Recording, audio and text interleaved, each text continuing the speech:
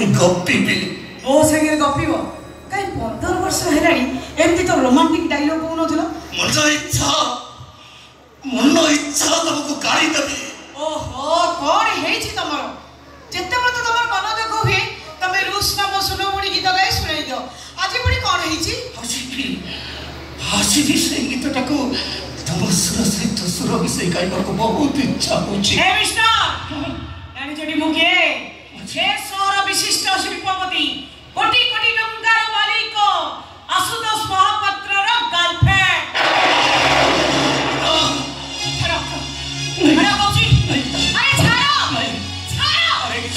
भय करनी ना कहीं आज तबले गछटा फूल भरपूर थिला जेतबले फूलटा सीधारे बाड़ी ही जाउथिला सेतबले भरटा फूल को स्पर्श करनथिला काई कि नाही भरटा एमिति गोटे भर फूल को नुह फूलर वासना को स्पर्श करे बहुत पसंद करे आज तो ये भरटा बयस अपराह्न रे पहुंच जाई गीता बयस अपराह्न ए हम से तुम निहाती कथा अछि गीता ओ स्वामी की खोजुची अरे कथा तो सहीती मते खाली एति को गीता स्वामी शब्द अर्थ कौन कही परिबो गीता कही परिबो तमे जे स्त्री को संथा सिंह पिनाए ताकुई स्वामी कहंती बस फला मदरे सुख देखरे स्त्री रो संगे जे थाए ताकुई स्वामी कहंती बस गीता स्वामी शब्द अर्थ को बढ़ते की जे स्वामी ओजन देहटा हल्का कर दिए